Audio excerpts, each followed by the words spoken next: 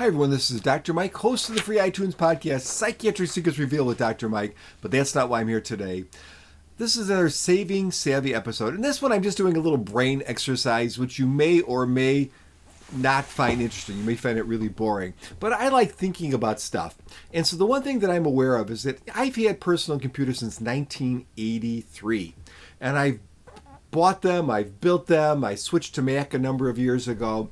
And what I've seen is this transition where a computer was really an experimental toy, and then it became sort of a luxury item. Then it became something that maybe a family would have one computer.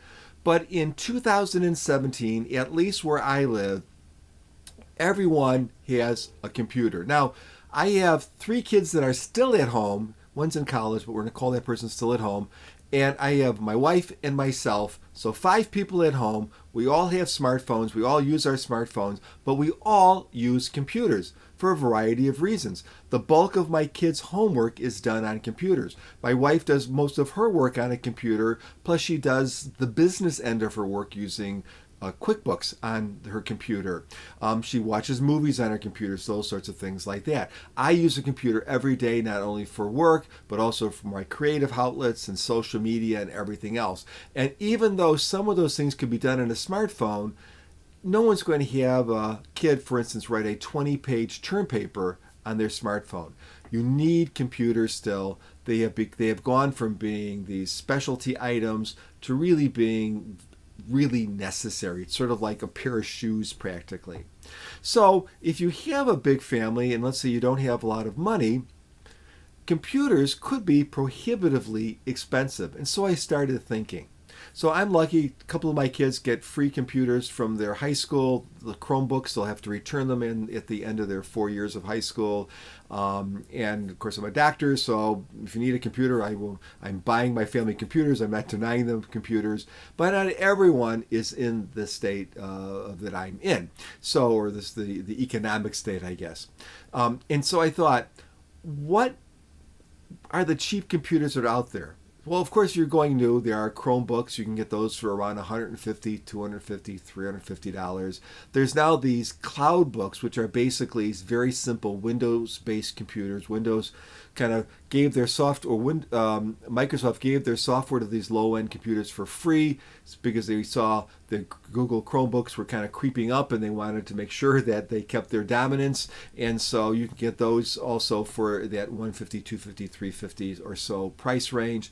That's great. But what happens if that is too much? So I thought, again, I gave myself this artificial barrier of $100. I said, could I buy a computer for $100 or less that basically would do all of the things that I needed it to do, at least all of the basic things? And so, you're not going to get a good Windows computer for under $100. You might be able to get a junky one and load Linux on it, but most people don't know how to do that. You're not going to be able to get a Mac. You might be able to get a used cloud book, but most cloud books are still fairly new, and so there's not a lot of used ones out there. But there certainly are a lot of used Chromebooks. These are Chromebooks that have gone either to industry or to schools. They're now off lease, so people buy quantities of them and they do a refurb, which whatever that means, and they sell them to you. And that's actually what I got here. So this is a Samsung 303C Chromebook, probably from an academic setting, that was refurbished for $68, including the charger. So for $68, I have a working computer. Now this is from 2013. It's running a 1.7 dual core ARM type processor, so it's not the fastest guy in the block, even compared to more recent Chromebooks. It has your typical 11-point-inch screen that you see on these Chromebooks, which is a lower resolution. What's the resolution? 1366 by 768. That's the typical resolution. Perfectly fine for most things, but certainly not a Retina display. And it has a bunch of ports: USB 2, USB 3, HDMI, and an SD reader. So you get all of that and a webcam for $68. And I could not even take my family out to dinner at a mediocre restaurant, at least where I live, for that much money. So here I have a computer. So what can you do on this computer? Can you do the basic functions? Can you do office functions like like Word documents or spreadsheets or presentation software? Well, of course you can, because you have Microsoft Online and you have Google Docs and all that online. You can print, do all the things you need to do. No problem. In fact, I use Google Docs all the time now. I know I'm giving my soul up to Google, but I guess I'm doing it willingly because it's such an awesome free service. Naturally, I can do calendar things and email things and have those blend and mix with my phone if I wanted to. I can stream music from Pandora to things like news channels to just internet radio. And the great thing is I can use headphones, or I can use a Bluetooth device like this Bang & Olufsen Bluetooth speaker and do it wirelessly, or use certain Bluetooth headphones. Now, I will tell you that Chrome has some problem with some Bluetooth devices, so you have to kind of shop around and get the one that works, but it definitely does work when it works. Obviously, I can watch YouTube and even things like Netflix. And because I can get a little cheap $35 Chromecast little dongle for my TV, I could stream Netflix directly from this book to my big screen TV or whatever I had on my computer monitor. No problem, no wires. Or I could use an HDMI wire, connection here too if I chose to. Naturally, I can do anything like shop, like Amazon or eBay, or do my banking online, or do business apps like QuickBooks online, or what other business apps that are out there. All that with a $68 computer. I can read news, I can do research, web-based research, I can read books if I chose to, although that display is a little soft at that resolution, but I could do it, make the font a little bit bigger if I had to. Of course, I could do social media, Facebook and all of that. Of course, I can do texting. Now, texting in the SMS sense, there are some ways to do that. If you have Android devices, I have an iOS device, I have an iPhone. I don't know if you can do it with an iPhone, but things like Facebook Messenger and through Google Mail app you can text, and I think Yahoo is a texting service, and there's a ton of them out there where if you're on that if that other person's on that same software, you can absolutely text them back and forth from your phone or from this computer or whatever you want to do. How about video calls? Well, at one point this was a problem because there was no web-based Skype. But now there is a web-based Skype. I just checked it just earlier today. I was shocked to see, because a month ago I don't think it was there.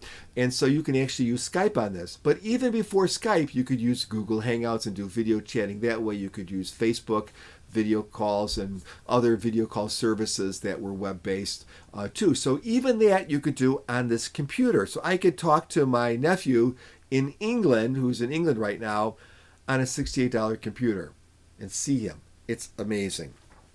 But those are things that you kind of would expect, right? Those are computer functions. How about the more advanced things that hobbyists like myself do? Could I do those things on this cheap computer?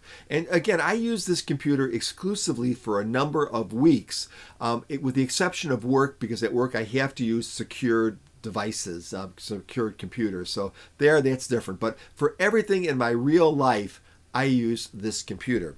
So how about my blog posts? So I do a blog. I have a blog site, drmikekuna.com, drmikekuna.com, and I write on that post. Usually I create the documents in a word processor using Google Docs, for instance, and then I just paste it into the WordPress software. I'll sometimes add a photo or two or three on that post. I have to manage the website because it's my website. It's running, of course, the WordPress software. So I have to get in there and update the software and do all that kind of stuff. All of that I could easily do with this $68 computer. Well, how about photo editing? Now, I'm an enthusiast photographer that sometimes does professional work. What does that mean? I do professional work when people ask me. I don't seek business, but I do all this stuff. I've done events, headshots, all kind of stuff for web, senior portraits, you name it, I've done it. And so could I do the hobby level, not the professional level, but my hobby level, which is mostly just family shots and interesting shots with that computer? Well, I could with difficulty. So if I take out the little SD card out of here, I plug it into the SD slot on the computer, The computer asks me if I want to upload to Google Drive. If I say yes, my photos get uploaded, and then I can use online editors to modify them in any way that I choose. Now, the process is slow. It's much quicker and more efficient to do it on a regular computer, but I could do it if I had to. So it is a workable solution, certainly infinitely better than not having the option at all. And if I do stuff with my iPhone, that automatically uploads to Google, and I can modify stuff with that too if I wanted to do that. So how about my podcast? So I do a monthly podcast with my wife. It's called Psychiatric Secrets Revealed. You can find it on iTunes, or just go to, just type in Psychiatric Secrets Revealed with Dr. Mike, and it will pop up. And that's an audio podcast. And here again, I'm only using free software because the whole idea was how cheap can I go? And so I found an audio digital workstation, DAW, digital audio workstation, called Beautiful Audio. It allows multiple tracks. You can manipulate those tracks. Very simple, but it works. I was absolutely able to plug in a USB microphone. Sorry, it's going to clunk right now because I'm using it to record this. So I was absolutely able to do that and record about 20 minutes or more of my audio podcast. And I was actually then able to take that podcast and then bring in my intro and my outro and put them together in the software. But when I tried to actually combine them all together, it couldn't do it. It just crashed a bunch of times. Now, I will tell you, I did do that. I did the same process on my Mac using the same software in a Chrome browser, and it did work. So a more powerful Chromebook might do it. This one just could not do it. Well, how about this YouTube channel? Again, very simple format, right? I'm not doing much here at all, just simple stuff. Well, I wanted to use free software again, so I used Google Hangouts to record the video. I'll show you a little bit of a clip of that right now. Hi, everyone. This is Dr. Mike, and I'm doing a mini fake Saving Savvy episode using a Chromebook connected to an inexpensive Logitech camera. And I'm using, of course, the camera, but also the microphone on the camera. And so just for our fake demonstration here, I'm going to pretend that I'm demonstrating this product here, which is a coffee cup. And it's from Moab, Utah, which is a great place to visit if you ever would like to go hiking and you'd like to look at beautiful stuff. So that's my fake broadcast on a Chromebook.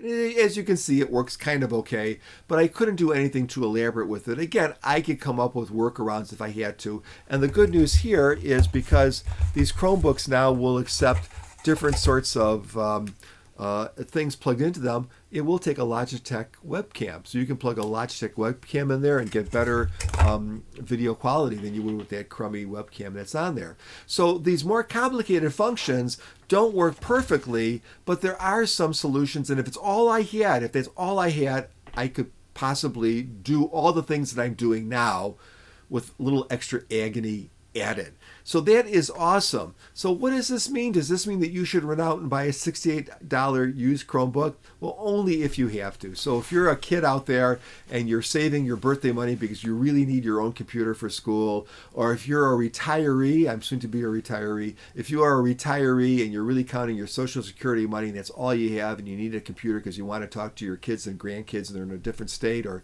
you want to write your memoirs or whatever you want to do, and that's all you have, you absolutely can do it on an incredibly cheap computer. But if you have a little more money, I would say go up a notch. And I definitely would go up with a newer Chromebook or even a CloudBook. And so, for instance, Walmart has it's called Hisense. It's $128. Similar specs to this Chromebook, but a newer processor. It runs much, much faster and much more efficiently than this particular older Chromebook for $120. Now you're saying, well, that's almost twice as much, but relatively it's not very much. And of course you can get tons of name brands like Acer and HP and Dell and everything, Chromebooks for that $150, $200 price point. You can get CloudBooks in that same price point. So they're out there, just look for the sales, and that would serve you better. So this is really just an experiment that I wanted to do, and I thought I would share it with you. It was just a fun thing to do. I fill my days with fun, idle, goofy things like this. Anyways, if you like solving problems too, Give me a thumbs up, even if the problem doesn't need to be solved. If you thought this video wasn't so great, you can give me a thumbs down. If you want to make a comment, good or bad, please do it. If you want to make a rude or insulting comment, grow up. Have a great day, everyone. Listen, and if you get some time, since I've talked about all these products, I'll leave links to my the blog post that I did using the Chromebook below. I'll leave links to the podcast that I did below, so if you want to listen to that, you can see how that turned out. And I already showed you the little video clip from my from my YouTube experiment, so you'll see that. You've already saw that. Take care. Bye bye.